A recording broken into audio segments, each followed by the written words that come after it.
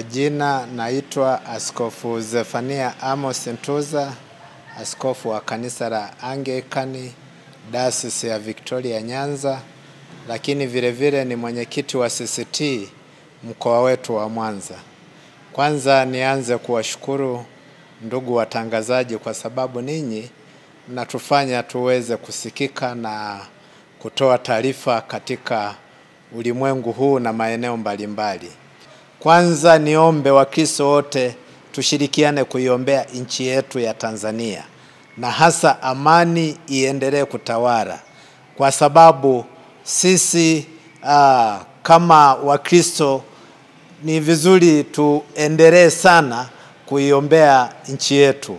Na niombe Pasaka hii tunaposherekea, tusherekee kwa upendo na amani, kwa sababu wengine wanasherekea kwa kweli kunakuwa na vurugu nyingi. Haki ya uchaguzi kumchagua kiongozi ni haki ya kikatiba kwanza, lakini vile vile ni sheria ya Mungu.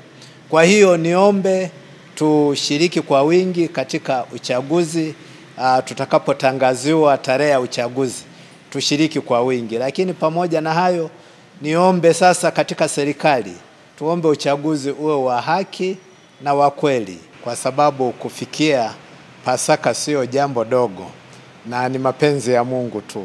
Kwa hiyo nimshukuru sana Mungu kutupa kibali hicho, mimi pamoja na Watanzania wenzangu, kwa ni neema kubwa sana.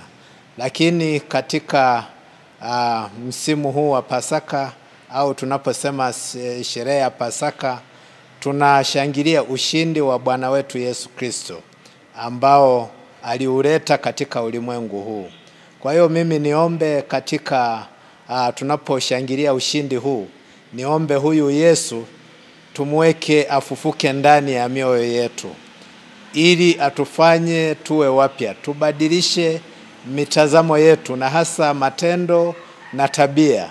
Kwa sababu ndugu watangazaji, kumegubikwa na mambo mengi sana, na hasa sasa hivi katika tatizo kubwa katika kanisa na katika jamii ni unyanyasaji wa kijinsia, ambao limekuwa ni tatizo kubwa sana. Watu wanahangaika. Kwa hiyo niombe Yesu huyu anayefufuka ndani ya mioyo yetu, tubadilishe tabia kama hizi ambazo zimefanya jamii iwe na migogoro mingi, lakini vile vile hata taifa. Kwa hiyo Yesu amefufuka ili aweze kubadilisha maisha yetu wa Kristo, wana Dayosisi ya Victoria Nyanza, lakini na kwa Watanzania kwa ujumla. Majina yangu kamili ni mchungaji Dr. Jacob Mutash, kanisa EAGT Kiloleli Mwanza.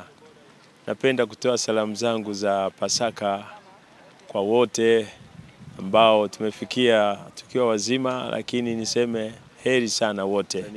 Mimi mara nyingi natoa mfano sio mzuri, nasema tuwaige wachezaji wa mpira. Simba na Yanga wanapopambana sio marafiki. Uwanjani watapambana, lakini akishindwa mmoja akafungwa 6-0, hawezi kumchukia aliyemfunga. Wanakumbatiana, wanaendelea na utanzania wao. Hivyo hivyo wanasiasa tufanye hivyo hivyo. Kwa hiyo uchaguzi wa mwaka huu, najua viongozi wa dini tumechukua nafasi kubwa, kwa sababu serikali imetupa miongozo mizuri, tumeshiriki kwenye vikao vya amani, tumeshiriki.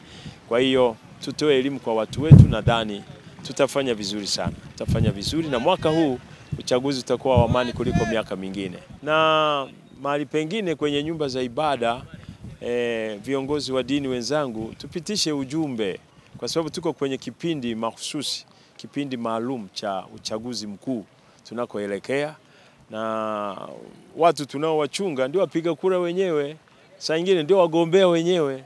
Sasa tutoe elimu kwao kwamba tunakoelekea ni uchaguzi mkuu. Watu wajitahidi sana kuhakikisha majina yao yamo kwenye daftari za wapiga kura, wahakiki kama watu wengine wanavyohakiki.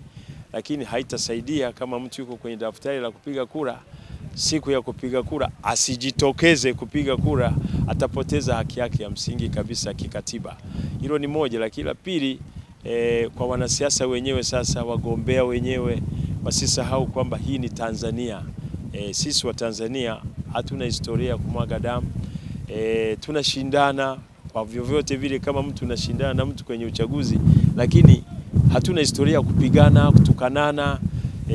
Kwanza mtu ukishafikia wakati wa yani ile heshima ya kugombea ni mtu mzima, na saa nyingine sio mtu mzima tu, ni msomi, na sio msomi saa nyingine ni mheshimiwa.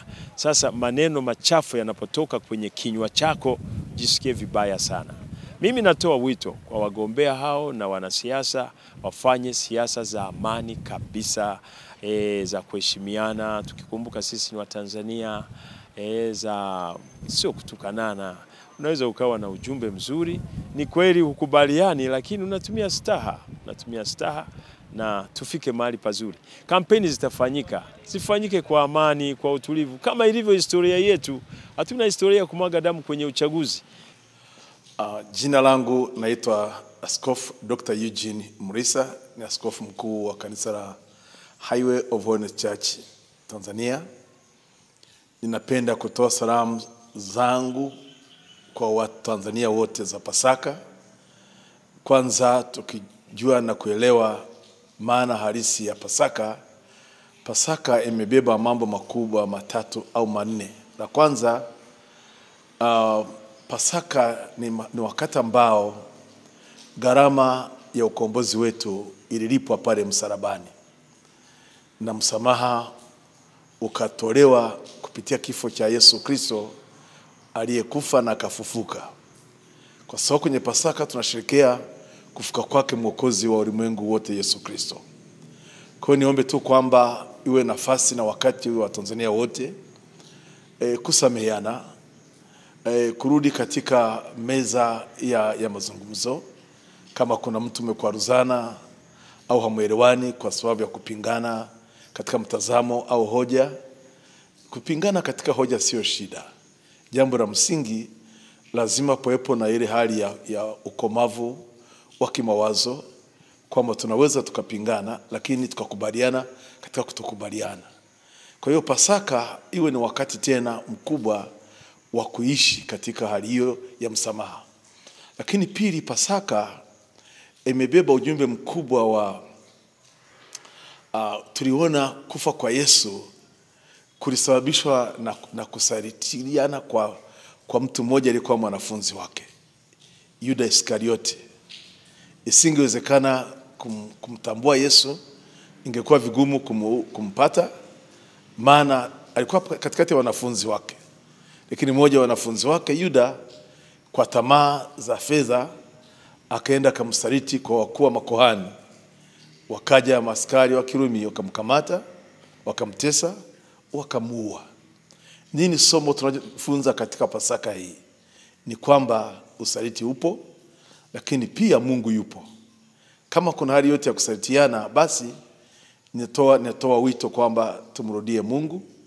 Yesu aliyekufa msalabani apate kurejesha ile hali ya amani na toba ya kweli, kwa sababu hata Yuda ambaye alimsaliti Yesu alipogundua kwamba amekosea damu isiyokuwa na hatia, alijutia na kaenda kuweza kujinyonga kwa sababu amekosea mtu ambaye ana hatia.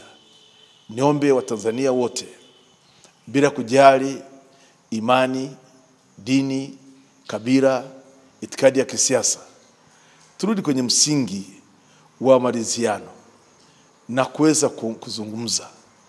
Hata wakati huu ambao tunaelekea kwenye uchaguzi mkuu, kwa sababu sisi kama taifa tuna uchaguzi mkuu mwaka huu Oktoba.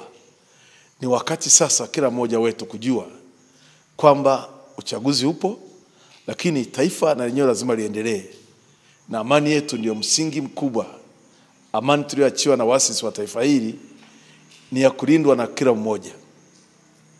Nimshukuru Mungu sana Mheshimiwa Rais Dr. Samia Suluhu Hassan kwa juhudi zake za kuweza kuleta utulivu na amani kupitia zile ara 4 zake alizoweka kama mwongozo wa kuleta Watanzania pamoja, watu wa vyama vyote vya siasa, watu wenye kadi tofauti.